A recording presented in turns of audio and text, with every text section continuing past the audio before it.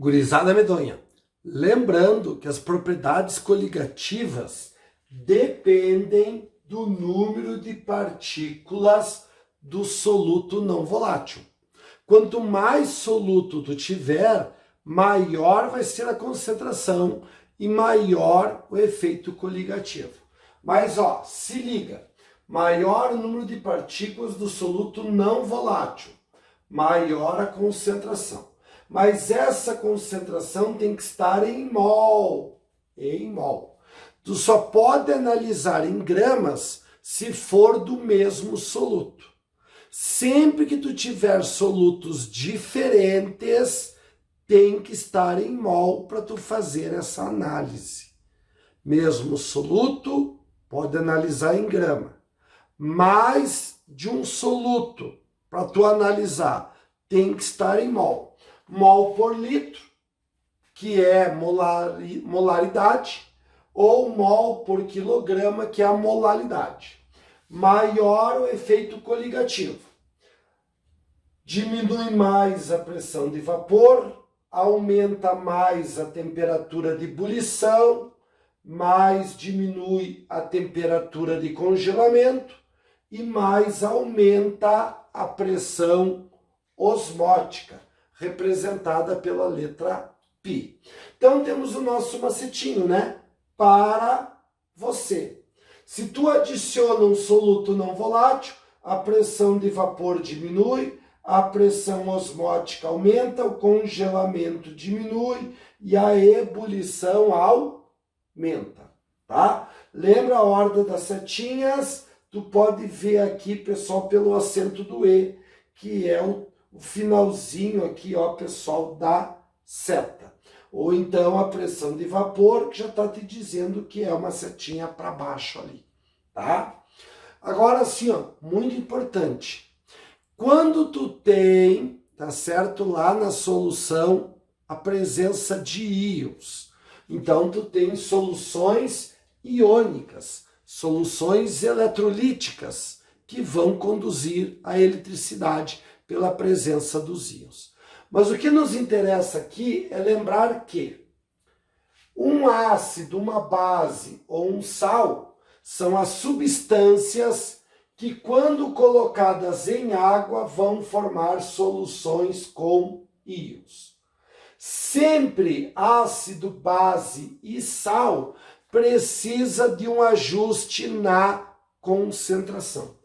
Veja o caso aqui, pessoal. O NaCl, a molaridade era 1.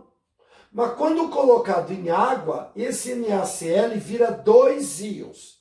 O sódio mais 1 e o cloro menos 1. Então ele se divide em 2 íons. Por isso tem que multiplicar por 2. Então a molaridade dos íons é 2 mol por litro. Boris, o que é 1 mol por litro? A molaridade da solução.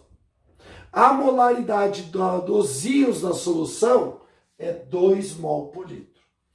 Já a sacarose não é ácido, não é base e não é sal. Quando colocado em água não vira íons, por isso fica multiplicada por 1 e a gente tem 1 mol por litro. Se a gente comparar essas duas aqui, tá certo? Ó, o NaCl é o dobro da sacarose. Então, a diminuição da pressão de vapor no NaCl é o dobro da sacarose. O aumento da temperatura de ebulição é o dobro da sacarose. A diminuição da temperatura de congelamento no NaCl é o dobro da sacarose. Tá certo? Para tu ter o mesmo efeito coligativo, tu tem que ter a mesma concentração, tá? E vamos pegar mais um exemplo. Eu tenho aqui o fosfato de potássio. Quando esse sal é colocado em água, a água vem aqui e separa, gurizada, os íons potássio do íon fosfato. Então ele vai libertar os 3 potássio na forma de cátion mais 1, e um único PO4 de carga menos 3. Então a gente tem 4 íons, os 3 potássio e o íon fosfato. Então aqui tem que multiplicar por 4. Então fica 4 mol por litro a concentração dos íons. Quanto vale a concentração dos íons? 4 mol por litro. Quanto vale a concentração da solução em relação ao sal? 1 mol por litro. Tá? Então, aqui temos que colocar em temperatura de ebulição esses 4 aqui. E temos que colocar em ordem de temperatura de congelamento esses 4. Lembre, moçada, que quanto maior a concentração, maior a temperatura de ebulição.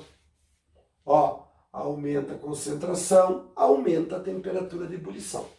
Então eu já sei que a água desses 4 aqui é o que tem a menor temperatura de ebulição. Água, nível do mar, 100 graus Celsius a temperatura de ebulição. Agora, eu adiciono soluto não volátil, a temperatura de ebulição aumenta. O que menos vai aumentar é a que tem a sacarose, porque tem a menor concentração. Então, ó, C2H22O11. Depois vem quem aqui no meu exemplo? O NaCl, que é a maior concentração. E a maior temperatura de todos ficou para o fosfato de potássio, que é a maior concentração dos 4. Então, K3PO4. E a temperatura de congelamento? Quem tem maior concentração tem menor temperatura de congelamento. Ó, maior concentração, menor temperatura de congelamento. Então, eu já sei, gurizada, que onde tem água pura, a temperatura de congelamento é maior. Porque à medida que eu fui adicionando soluto, foi diminuindo a temperatura. Então, moçada, daí, qual de todos tem a menor temperatura de congelamento? O fosfato de potássio. Então, ó, o K3PO4. Daí depois, o NaCl. E das 3 soluções, das 3 aqui, a maior temperatura é o do açúcar. Então, C12H22, ó, o que, pessoal? Ó, 11, tá? Então, ó, aumentou a concentração, diminuiu a temperatura de congelamento. E se tivesse pedido para colocar em ordem da pressão osmótica, ficava a mesma resposta da temperatura de ebulição. Se tivesse pedido para colocar em ordem da pressão de vapor, ficava igual à temperatura de congelamento. Meus lindos, ainda temos outra coisa para falar.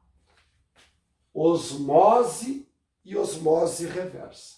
Ó, a osmose é um processo espontâneo, em que o líquido, aqui no meu caso a água, passa do menos concentrado para o mais concentrado. Lembra como se chama a solução menos concentrada? Hipotônica. E a mais concentrada, hipertônica, tá? Então, ó, a água ou qualquer outro solvente passa espontaneamente do menos concentrado para o mais concentrado. E isso se chama osmose.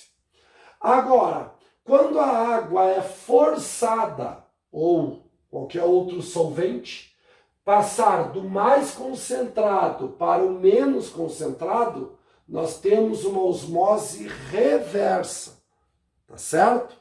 Então, ó, passa o líquido do mais concentrado para o menos, osmose reversa. E como é que se faz isso? Exercendo uma pressão mecânica. Aonde que tem que exercer a pressão mecânica?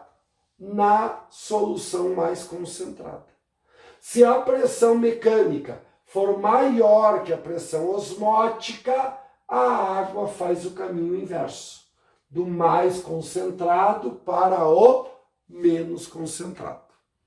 Meus lindos, nos vemos na resolução dos exercícios. Até daqui a pouco.